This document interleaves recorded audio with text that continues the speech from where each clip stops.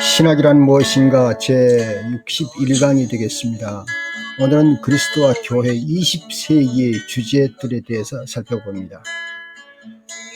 20세기에 들어와서 교회론에 대한 관심이 크게 늘었습니다.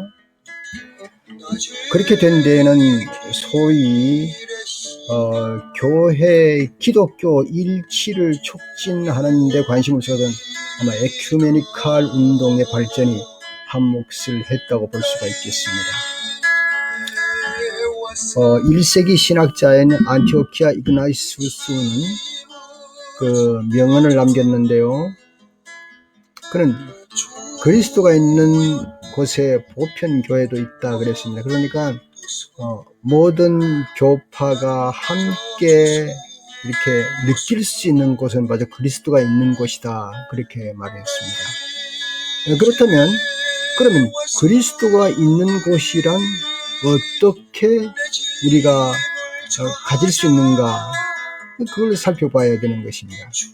그래서 앞으로 이제 한 3가지 부분에서 여러분과 함께 살펴보는데요. 첫 번째는 성례전을 통해서, 두 번째는 말씀을 통해서, 세 번째는 성령을 통해서, 이렇게 3가지 주제로 봅니다. 그럼 먼저 이제 질문을 한번 해볼 수가 있죠.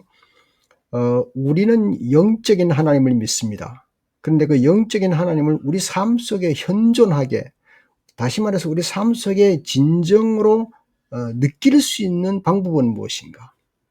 근데 여러 가지가 있지만 그 중에 이제 오늘 이 3가지를 하나하나 보면서 볼 수가 있겠습니다. 자, 우선 우리 하나님이라 그럴 때 하나님은 분명히 영적인 분이십니다. 우리 하나님이 있다 없다라고 사람들이 말을 많이 하는데, 하나님이 없다고 하는 사람은 왜 그렇습니까? 보이지 않으니까요. 요즘 이제 바이러스가 보이질 않아서 사람들이 에이, 그 바이러스 때문에 뭘 그렇게 골치 아프냐, 마음껏 그냥 사람 만나고 바닷가에 가 놀고 파티하자, 그런 사람이 많아졌습니다. 그래서 또 이 바이러스가 또 다시 또 일어서는, 그 균이 많이 번성하는 그런 쪽이 된다는 것은 참 안타까운 일인데요. 저는 캘리포니아에 살고 있습니다만 그런 사건들이 지금 여러 가지로 우리 그 신문지상이나 이웃에서 볼 수가 있습니다. 이렇듯 보이지 않는 것에 대해서 무시하는 것을, 그걸 빨리 우리 삶 속에서 느끼게 해야 되는 것이죠. 그래서 우리가 하나님이라 그럴 때 하나님은 보이지 않습니다. 그리고 보이지 않는 하나님을 우리가 어떻게 우리 삶 속에서 느낄 수가 있는가? 그건 첫 번째는 무엇입니까? 예수 그리스도를 통해서 이 땅에 오셨습니다. 역사 속에 오셨습니다. 그러므로 우리는 예수 그리스도를 통해서 보이지 않는 영적인 하나님을, 보이는 하나님을 우리는 믿을 수 있게 된 것입니다. 뿐만 아니라 그 영적인 하나님이 예수 그리스도를 통해서 왔지만 예수 그리스도도 사실은 지금 우리가 볼 수 없습니다, 눈으로. 그래서 예수님께서 세우신 것이 뭔가 하면 교회를 세우셨지 않습니까? 상당히 중요한 얘기가 되겠습니다. 그 다음에 이제 교회를 세웠으면, 그러면 교회에서 일어나는 일이 뭔가?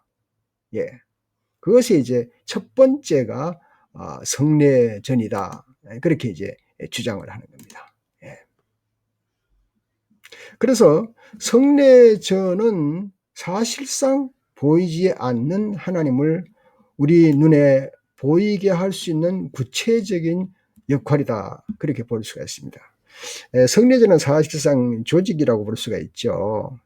그게 하나의 어떤 교회 행사, 조직, 이렇게 볼 수 있지만 결국 이제 그 조직이라는 것, 교회 그 행사라는 것, 그것이 때때로 우리에게 참 중요할 때가 있습니다. 저도 사실은 내용을 중요시하고 어떤 그 형식 같은 걸 참 싫어했던 사람인데, 제가 이 동영상을 만들면서도 말이죠, 점점 더 주변의 사람들이 제가 동영상을 만드는 걸 보고, 내용도 필요하지만, 중요하지만, 만약에 이 구성, 그러니까, 나오는 그림이나 사진이나 여러 가지 그 언어 표현이라든가 이런 것들에 대해서 약간 미숙하면은 요즘 젊은 사람들은 그냥 빠져나간다. 네, 그 이해를 합니다. 그래서 우리도 몇 사람이 이제 신청을 했다가 빠져나간 사람이 있습니다. 저도 참 마음이 아픕니다. 그래서 많이 애를 쓰는데요. 그게 뭡니까? 어떤 현상, 또 어떤 보여지는 상태, 그 다음에는 조직, 이런 것들을 통해서 우리가 그 믿음을 계속 유지하는 데 도움이 된다 하는 것으로 우리는 이해할 수가 있겠습니다. 그래서 제2바티칸 공의회 이후에 또 물론 굉장한 힘을 얻었지만 그 전부터 벌써 이 성례전이라는 것이 매우 중요한 위치를 차지했었습니다. 여기에 몇몇 학자들의 그 표현을 좀 보십시다. 뭐 이들이 주장하든 안 하든 성례전의 가치는 원래부터 있는 것이지만은 이들의 표현이 좀 재미있습니다. 이분 앙리 드 리박이라고 하는 분인데요. 이분은 성례전이 뭐냐? 그리스도가 하나님의 성례전이다. 아주 표현 잘했죠. 그리스도 자신이 하나님의 성례전이다. 그렇다면 성례전 자체는 그리스도, 그러니까 하나님과 그리스도와 교회가 바로 어떤 의미에서는 성례전이 아닌가 그렇게 보는 겁니다. 그러니까 다시 좀 표현하면요, 예수 그리스도가 하나님의 현장이라면 교회가 성례전을 행함으로 그리스도의 현장을 누릴 수가 있다 그렇게 표현한 겁니다. 예, 아주 잘 표현했죠. 그래서 그리스도를 통해서 하나님의 현존을 느끼는 것처럼 바로 교회가 역시 그 성례전을 진행하고 집행될 때에 참된 그리스도의 현장을 누릴 수가 있다 그렇게 보는 것입니다. 두 번째 그 신학자는 오토 제멜로트라고 하는 사람인데요. 이 사람은 이제 원초적인 성례전인 교회라고 하는 책을 썼는데 이 책에서 이런 표현을 했습니다. 하나님이 물적 질서를 사용해서 영적 질서를 드러낼 수 있음을 증명한 것이 바로 성례전이다. 예, 성례전은 우리가 만질 수 있습니다. 눈으로 볼 수가 있고. 근데 하나님은 만지거나 눈으로 볼 수가 없습니다. 그러므로 예수님을 통해서 이루어진 성례전의 사건을 이제 오늘날 교회가 행할 때에 거기에서 하나님을 물적인 그 모습을 만나게 된다. 그렇게 표현했습니다. 예. 물론 이제 성례전 자체를 하나님이라고 하기는 좀 무리가 있는 얘기지만 아무튼 성례전 안에서 하나님을 경험한다는 뜻이 되겠죠. 그건 뭐 우리 성례전을 집행할 때 그 의미가 나와 있습니다. 영전설이라든가 뭐 기념설이라든가 하는 모두 다 그런 의미를 가지고 있죠. 세 번째는 이제 칼 라너라는 사람이 있어요. 예. 세 번째는 한스 우르스 폰 발타자르. 이 사람은 이렇게 표현했습니다. 교회란 즉 교회라는 제도를 통해서 그리스도가 시공간 안으로 연장된 것이다. 뭐 위에 사람과 다 비슷한 표현이죠. 그 표현이지만 조금 다른 이제 표현을 했습니다. 그다음에 칼 라너라는 사람은요, 교회가 성례전을 통해서 그리스도를 역사적이고 가시적이고 구체적인 형태로 세상에 현존하게 된다 이렇게 말했습니다. 예. 그래서 그리스도의 현존과 연장, 다시 말해서 실제적인 현존을 바로 이 성례전을 통해서 이루어지는 것이다 그렇게 말했습니다.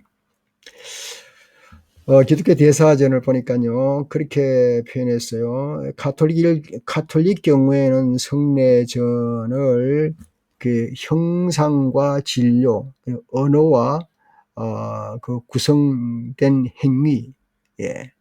앞에 이제 강단에서 집행하는 집행자의 언어, 그 다음에는 가지고 있는, 손에 들고 있는 빵 조각과 포도주, 뭐 이런 것들 자체가 어떤 성례전의 권위를 가지고 있고 이것이 객관적인 능력으로 인정되는 교직자를 통해서 능력이 나타난다. 그렇게 보는 것이고요.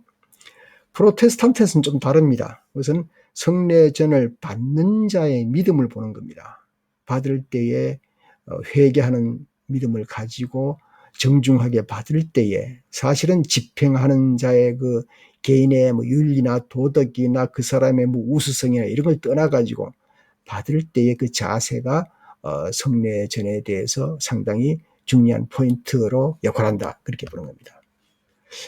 제가 미국 장로교에 속해 있습니다만 미국 장로교 예배 모금에서는요, 성례전을 하나의 성찬으로 아주 중요한 것으로 보고 있죠.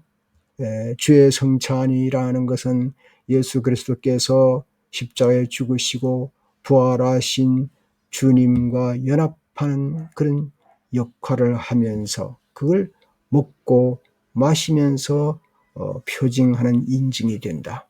그리고 예수 그리스도의 지상사역 중에서 공동체와 용납하는 표징으로 자기 자신의 사역을 이제 마지막 분야에서 제자들과 함께 그 유월절 식사를 하는 그것을 기준으로 해서 우리들에게 남겨주셨으니까 우리 계속해서 이스라엘 계약 그리고 예수 그리스도의 죽으심 그것을 우리가 이 성찬 예식을 통해서 우리는 그대로 경험한다 그렇게 보는 것입니다.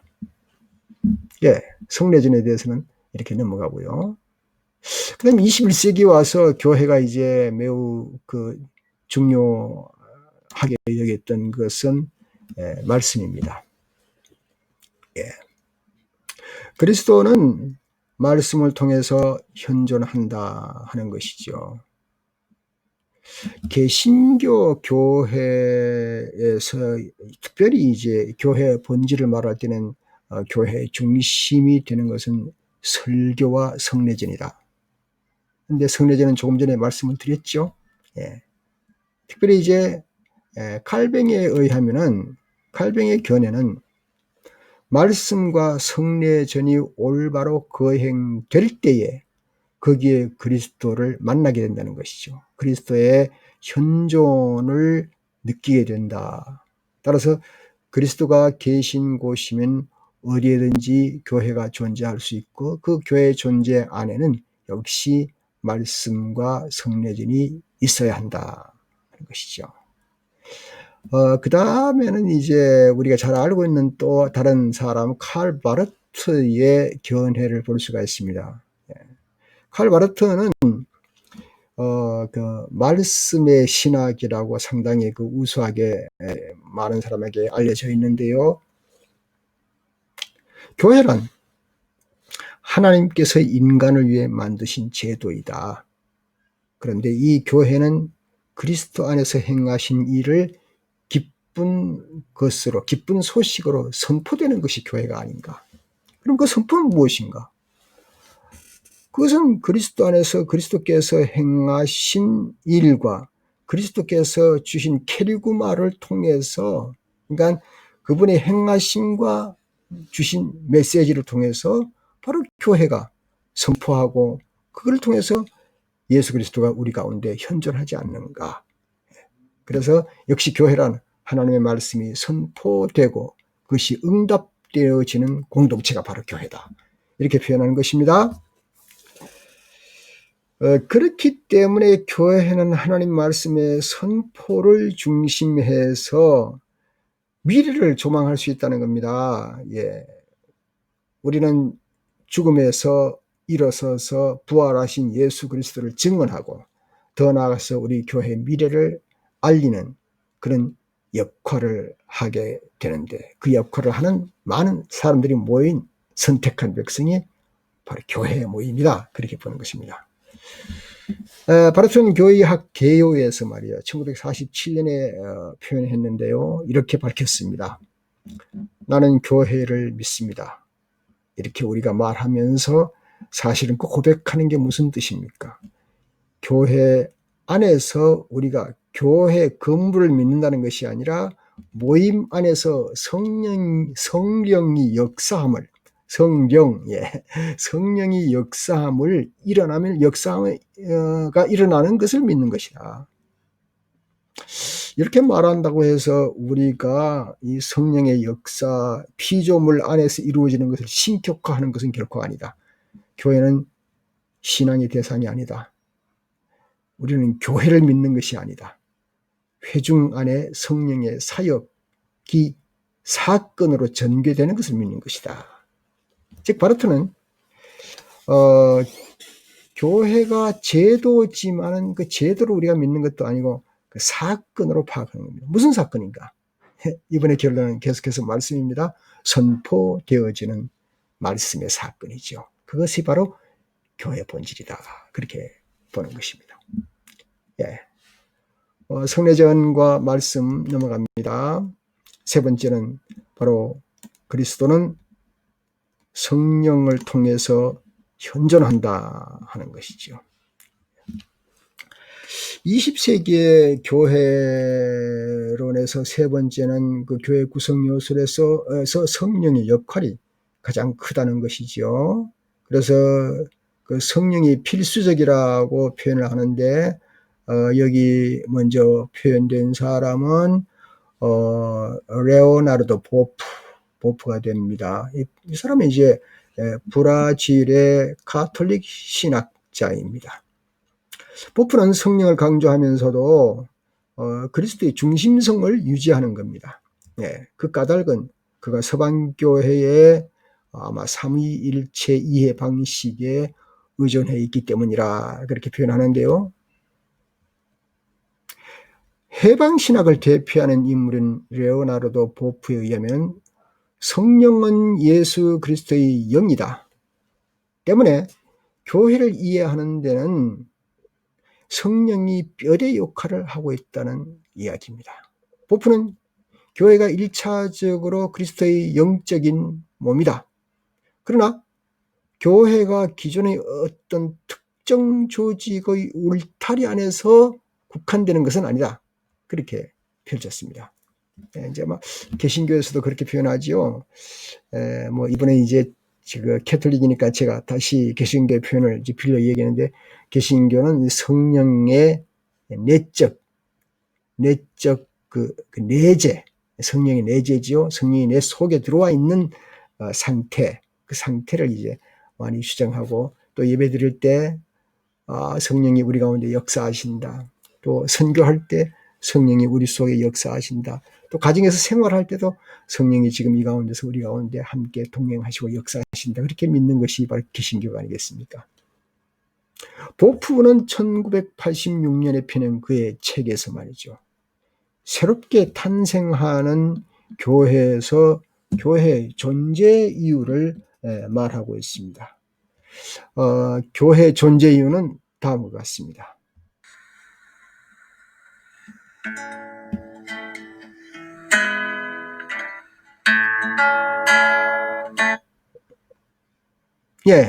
첫째는 교회 존재 이유는 그리스도 안에서 구원의 초청을 듣게 되는 것이죠.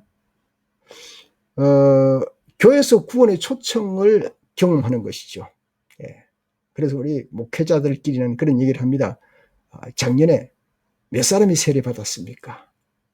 세례만을 얘기하는 게 아니라 몇 사람이 예수 그리스도를 영접하고 새신자가 되었다는 거죠. 하나님의 자녀가 되었느냐. 그게 참 중요하지 않습니까? 목회할 때 그건 참 초점이 되는 것이죠. 두 번째, 교회는 예수 그리스도의 제자로서 살려고 하는 노력이 진행될 때 존재 가치가 있다. 그럼요. 교회가 이제 나중에 타성에 젖어가지고, 친구 보러 교회 오기도 하고, 맛있는 음식 먹으러 교회 가기도 하고, 교회에서 맛있는 음식 한들 얼마나 하겠습니까? 같이 먹는 즐거움이 있다는 거지요. 그런 것 하며, 또 내가 어떤 사람은 갯돈 갚아주려고 또 친구 만나러 교회 오는 사람도 있고, 성가대가 좋아가지고 찬양 들으려고 교회 오는 사람도 있고, 여러 종류의 사람이 있죠. 그러나 교회 존재 가치는 모든 교인들이 나는 예수 그리스도의 제자로 살 것이다 라는 그런 고백 속에서 교회가 움직여 나갈 때 그 교회 존재 가치가 있다는 것이죠. 그다음에 이제 교회의 가치가 말이죠. 뭡니까? 공동체 안에서 한 신앙을 고백하고 부활한 예수 그리스도와 종말론에 대한 기쁨을 함께 느끼는 그런 일이 있을 때 교회 그 존재 가치가 있다. 그렇게 본 것입니다. 보프는 이제 성령이 성부와 성자로부터 발현한다 하는 것을 믿는 사람이었습니다. 두 번째는 이 사람은 이제 정교회 그 신학자인데요. 지지 울라스라고 하는 사람인데 1931년입니다. 보프보다 좀 7살 많은 형님이네요. 지지 울라는 카파도키아 교부들이 주장한 그 신격 내의 성령의 역할을 그 방식을 따라서 아마 정교회 쪽으로 기운 견해를 주장할 수 한다고 볼 수가 있겠죠. 지지울라는 그 교회 안에서 성령이 어떠한 식으로든지 뼈대의 역할을 하고 있다, 해야 한다. 그것은 고린도전서 12장을 펼치면 알 수 있다. 그래서 성령론은 교회 번영에만 초점을 두는 것이 아니라 교회 자체가 성령론 안에 있어야 되는 것이다. 교회 핵심이다. 그렇게까지 이제 표현하는 겁니다. 지지울라나 말하기를 예수 그리스도가 교회 틀을 세워놓았다면 틀을 놓았다면 그것을 세우는 이는 성령이다. 그렇게까지 표현합니다. 마지막으로 저는 이 사람들, 이 두 신학자들을 조금 이렇게 서로 비교해가면서 말씀을 마치고자 합니다. 먼저 이제 포인트를 해서요. 요한 지지울라스는 1931년생이고 레오나르도 보페는 1938년생입니다. 몇 살인지 별로 중요하지 않나요?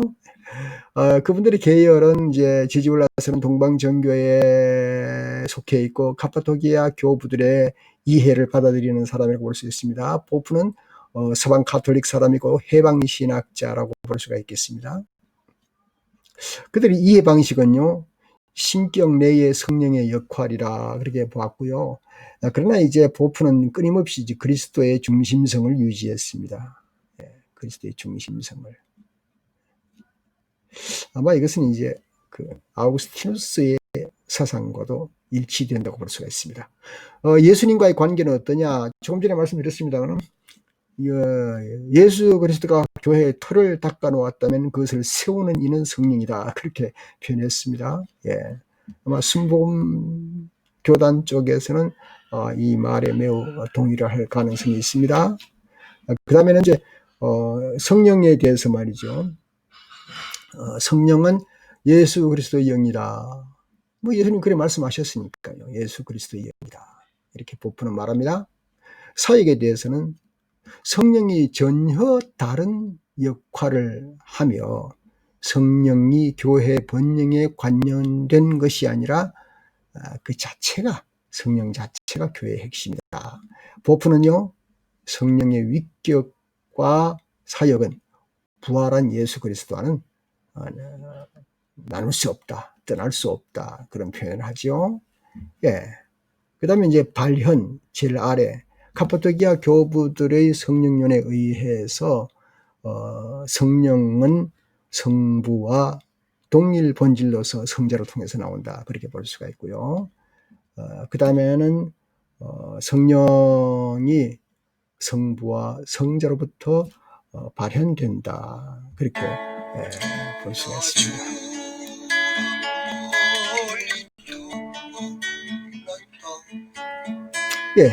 신학자는 무엇이나 제61강 그리스도와 교회 20세기 주제들을 살펴봤습니다.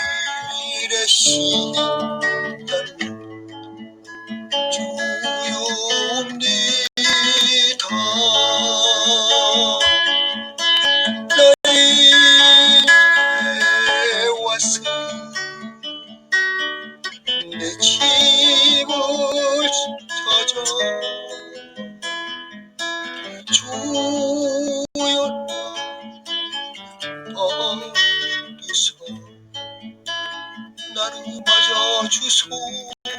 감사합니다. 이것으로 마치겠습니다.